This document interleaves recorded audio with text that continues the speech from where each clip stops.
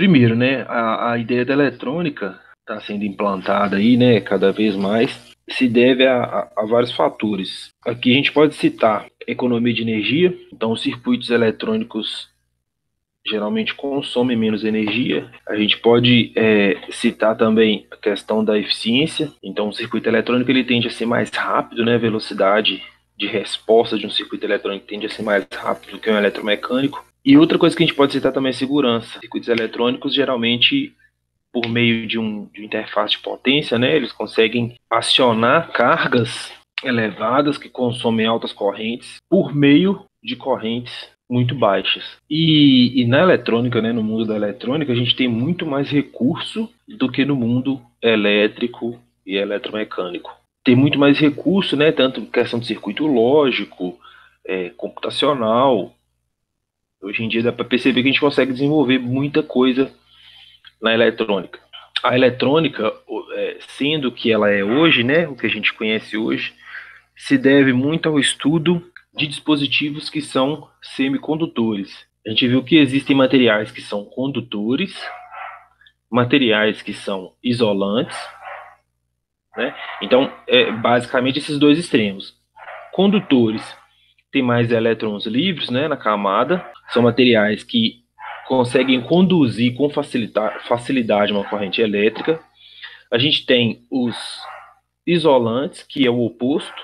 Os isolantes ele tem uma rede cristalina lá, que não tem tantos elétrons livres assim para circular, então a gente vai precisar de uma tensão muito alta para fazer a corrente circular nesse tipo de material. E a gente pode ter também o meio termo. Então, em um extremo eu tenho condutores, no outro extremo eu tenho isolantes, e no meio termo a gente tem os semicondutores. Qual que é a definição de semicondutor? Semicondutor é um componente, um material, né, específico lá, geralmente silício ou germânio, dopado, né, ele tem uma pequena modificação química que a gente vai ver, e ele pode se tornar tanto condutor quanto isolante.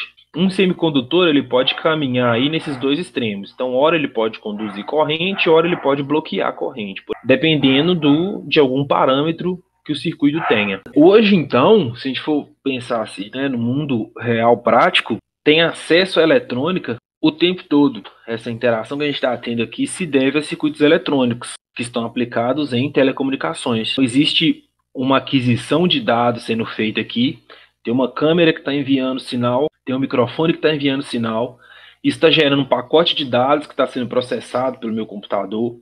Meu computador está transferindo esse pacote de dados via um link de internet, o roteador está recebendo esse pacote, está transformando esse pacote de dados em impulsos de luz. Esses impulsos de luz estão sendo transmitidos via fibra ótica para o servidor, chegando para vocês aí, acontece o processo inverso. Então, hoje a gente tem acesso à eletrônica e tem acesso ao mundo inteiro o tempo todo. Se a gente estiver falando de contato com a eletrônica, é um simples celular que você tem, né, um carregador de celular, uma televisão, uma geladeira, uma máquina de lavar, um satélite lá, né, que está enviando sinal aí para sua casa para todo tempo, torres de transmissão. Tudo isso tem circuitos eletrônicos envolvidos. Para a gente iniciar os estudos em eletrônica, é interessante que esses assuntos aqui estejam frescos na cabeça de vocês, porque aqui agora vai trabalhar muito com circuitos. E isso é necessário para a gente entender as aplicações. Então é interessante que vocês tenham isso aqui, ó, na cabeça. Lei de Ohm da eletricidade, lei de Kirchhoff, tanto a lei de Kirchhoff para tensão e para corrente, e análises aqui de circuito, tanto em corrente contínua quanto em corrente alternada. Então, o primeiro componente que a gente vai estudar aqui, a gente vai começar a pensar em circuitos eletrônicos, vai ser o diodo semicondutor. Ó, o diodo ideal, vamos lá, vou entender o que é diodo primeiro, né? Basicamente, o diodo vai ser um componente. Quando eu falo componente, é um componente de dois terminais. Qual é a característica principal desse diodo que faz com que ele seja tão usado em circuitos eletrônicos assim?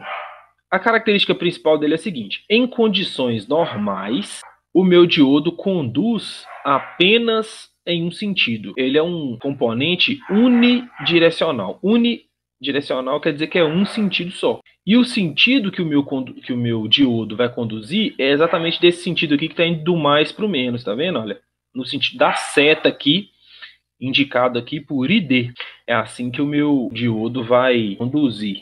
Ele só vai conduzir do lado aqui, né, positivo para o lado negativo. E perceba que a simbologia do diodo que está sendo mostrada aqui, olha, ela é intuitiva.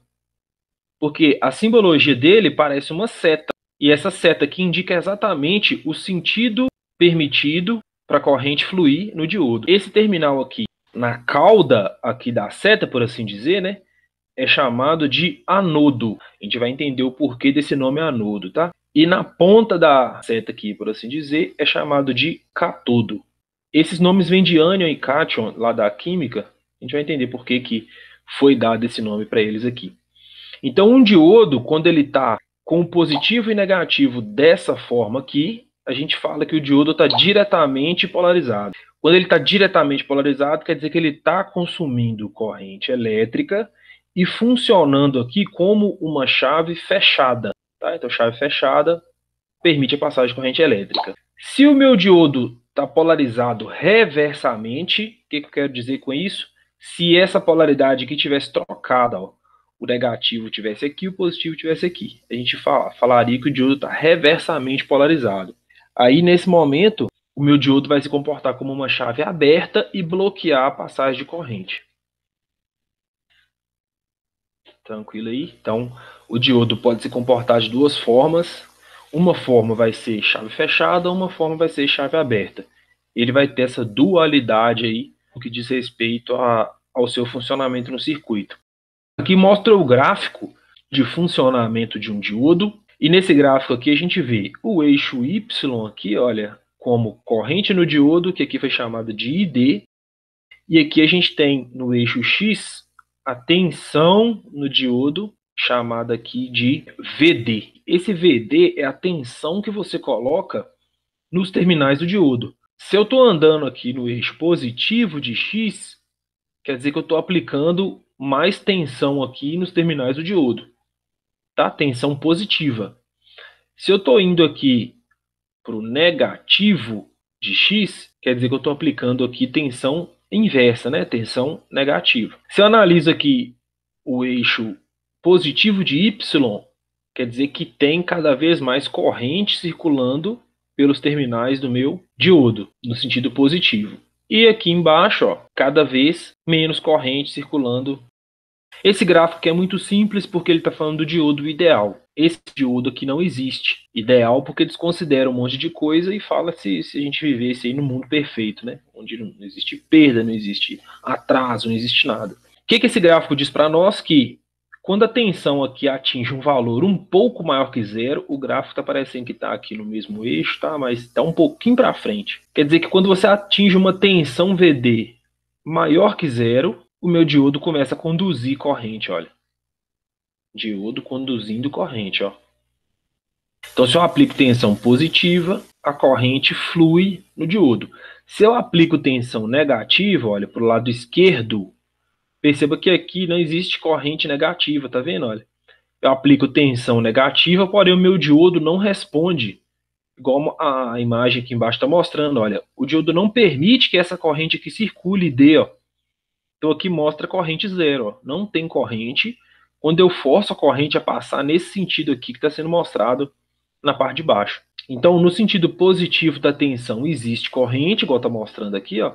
Esse sentido aqui é real, beleza? O oposto não acontece. Se eu aplico tensão negativa, o meu diodo não permite que a corrente passe no sentido oposto. Tá bom? Então gravem isso. O diodo é chamado de unidirecional porque ele permite que a corrente passe apenas por um sentido. Quando o diodo está polarizado de forma direta, ele vai se comportar como uma chave fechada. E quando o diodo está polarizado de forma reversa, ele vai se comportar como uma chave aberta. Inicialmente, gravem isso aí, beleza?